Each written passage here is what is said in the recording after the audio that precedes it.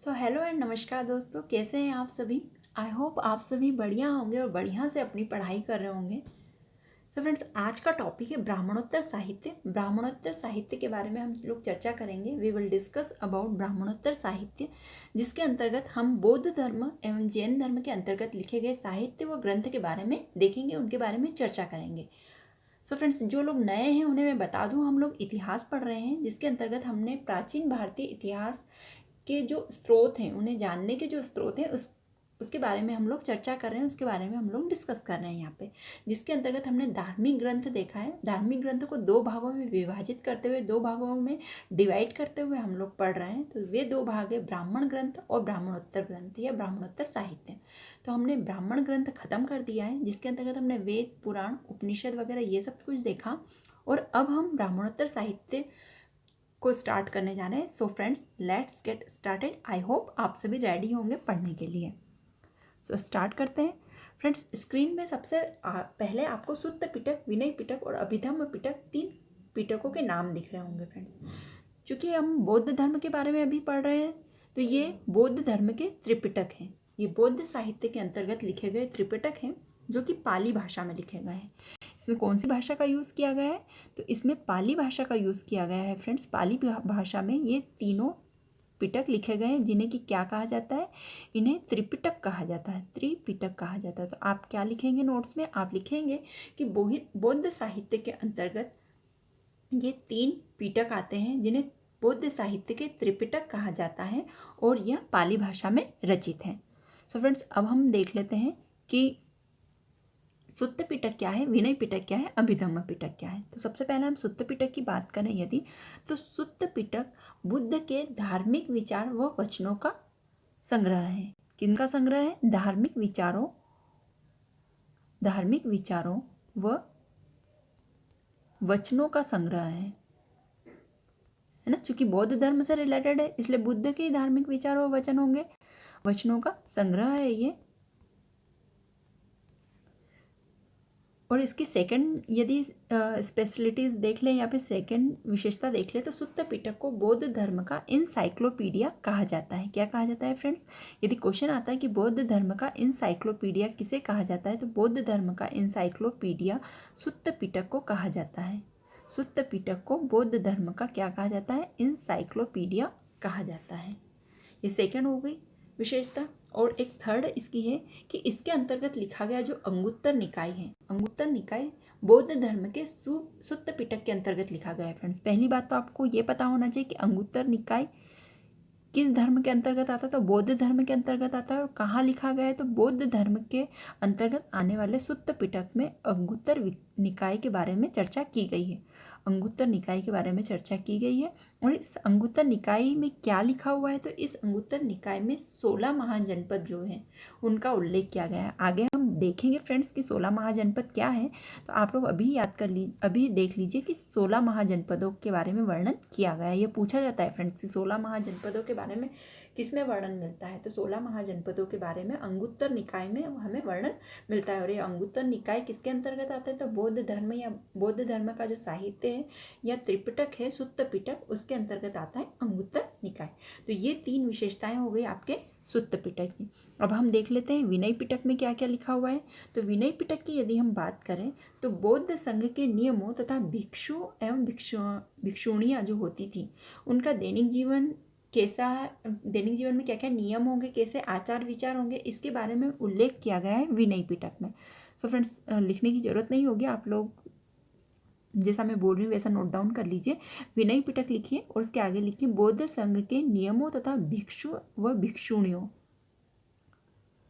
भिक्षु व भिक्षुणियों। भिक्षु में कौन आ जाएंगे? जो जितने भी मेल होंगे वो भिक्षु में आ गए, और भिक्षुणियाँ मतलब जितनी फीमेल्स होंगी वो भिक्षुणियों में आ गए ना, भिक्षुणियों में। ठीक है। तो भिक्षु व भिक्षुणियों के दैनिक जीवन संबंधी आचार विचार तथा नियमों का उल्लेख पाया जाता है विनय पिटक के अंतर्गत। अब हम देख लेते हैं अभिधम्म पिटक। अभिधम्म पिटक में हमें क्या जानने को मिलता है? तो बौद्ध धर्म के दार्शनिक सिद्धांतों का वर्णन मिलता है। इसके अंतर्गत हमें बौद्ध धर्म के दार्शनिक जितने भी सिद्धांत हैं उनके बारे में हमें जानने को मिलता है, दार्शनिक सिद्धांत के बारे में। और कौन किसके दार्शनिक सिद्धांत? बौद्ध धर्म के दार्शनिक सिद्धांत के बारे में जानने को मिलता है। उनका वर्णन अभिधम्म पिटक के अंतर्गत किया गया है। ठीक है फ्रेंड्स, तो हम रिकॉल कर लेते हैं क्या क्या चीज़ हमने पढ़ी है इसमें। हमने पढ़ा है कि बौद्ध धर्म के अंतर्गत 3 पिटक आते हैं जिन्हें त्रिपिटक कहा जाता है। सुत्त पिटक, विनय पिटक, अभिधम्म पिटक। ठीक है, कौन कौन से? सुत्त पिटक, विनय पिटक और अभिधम्म पिटक। और ये कौन सी भाषा में लिखे गए हैं? तो ये पाली भाषा में लिखे गए हैं। सुत्त पिटक की यदि बात करें तो सुत्त पिटक में बुद्ध के धार्मिक विचार व वचनों का संग्रह है। इसे बौद्ध साहित्य का एनसाइक्लोपीडिया कहा जाता है। और अंगुत्तर निकाय जो कि इसके अंतर्गत लिखा गया है, इसमें 16 महाजनपदों का वर्णन किया गया है, उसका उल्लेख किया गया है। ठीक है, विनय पिटक की बात करें तो बौद्ध संघ के नियमों तथा भिक्षु व भिक्षुणियों के दैनिक जीवन संबंधी आचार विचार तथा नियमों का उल्लेख किया गया है विनय पिटक में। और अभिधम्म पिटक की बात की जाए तो अभिधम्म पिटक में बौद्ध धर्म के दार्शनिक सिद्धांतों का वर्णन किया गया है। सो फ्रेंड्स, ये आपके त्रिपिटक समाप्त हो गए। अब हम लोग देख लेते हैं जातक कथाओं के बारे में कि जातक क्या है ना। जातक कथाओं के बारे में वर्णन देख लेते हैं हम लोग।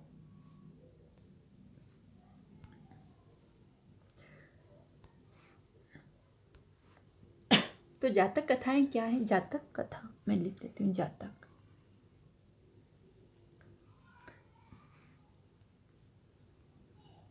तो यदि हम जातक के बारे में देखेंगे तो जातक क्या है? बुद्ध के पूर्व जन्मों की काल्पनिक कथाओं का वर्णन है इसमें, है ना। बुद्ध की जो काल्पनिक कथाएं, बुद्ध के पूर्व जन्म की जो काल्पनिक कथाएं, कैसी कथाएं फ्रेंड्स? काल्पनिक कथाएं, उनके बारे में जहाँ लिखा गया है उस ग्रंथ को, साहित्य को जातक कहा जाता है। काल्पनिक कथाएं किसके बारे में? काल्पनिक कथाएं बुद्ध के बारे में, गौतम बुद्ध के पुनर्जन्म की, बुद्ध की काल्पनिक कथाएं, है ना, कि पुनर्जन्म की काल्पनिक कथाओं का वर्णन मिलता है, उन्हें जातक बोलते हैं, जातक कथाएं बोलते हैं। भारतीय कथा साहित्य की सबसे प्राचीन संग्रह माना जाता है ये भारतीय कथा साहित्य जो भी है, क्योंकि इसमें कहानियाँ लिखी गई है। तो यदि भारत में कथा साहित्य सबसे प्राचीन संग्रह बोला जाए यदि, तो वो कौन सा है? जातक कथाएं हैं, जिसमें हमें किसकी काल्पनिक कथा जानने को मिलती है? बुद्ध की काल्पनिक कथाएं जानने को मिलती है। और ये भी पाली भाषा में लिखा गया है। फ्रेंड्स, मैक्सिमम चीज़ें जितनी भी जो गौतम बुद्ध के यदि हम उनके उपदेश वगैरह भी यदि सुने तो वो पाली भाषा में ही थे, उस टाइम पाली भाषा प्रचलन में थी। ठीक है, तो ये जातक कथाएँ हो गई है। अब ये तो हमने बौद्ध साहित्य के बारे में देख लिया। अब हम बात करते हैं जैन साहित्य के बारे में। ठीक है फ्रेंड्स, तो हम स्टार्ट करते हैं जैन साहित्य को।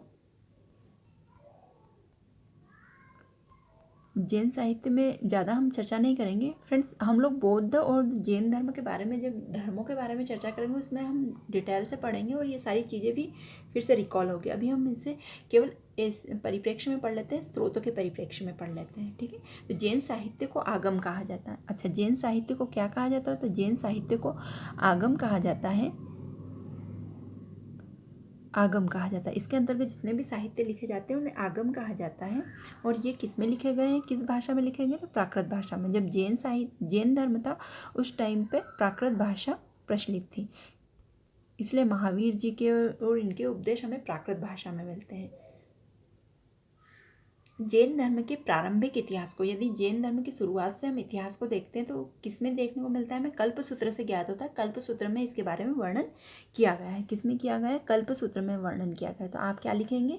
जैन धर्म का प्रारंभिक इतिहास कल्पसूत्र से ज्ञात होता है। मैंने आपको कल बताया था कल्पसूत्र, कल्प के 3 पार्ट हैं, श्रोत सूत्र, गृह सूत्र और धर्म सूत्र, वो वाला कल्पसूत्र है ये।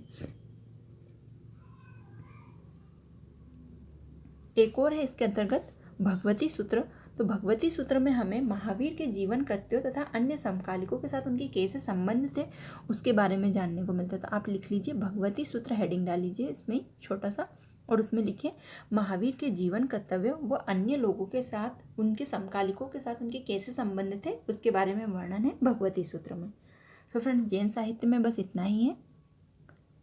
सो ये आपका ख़त्म हो गया है ब्राह्मणोत्तर साहित्य, है ना। ब्राह्मणोत्तर साहित्य के बारे में हम लोगों ने चर्चा कर ली है।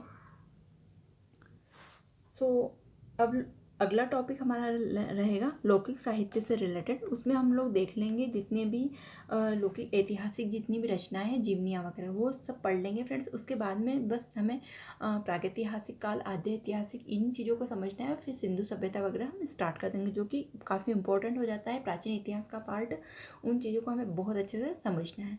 तो फ्रेंड्स, वीडियो को यहीं समाप्त करते हैं। वीडियो देखने के लिए आप सभी को थैंक्स, बहुत बहुत धन्यवाद।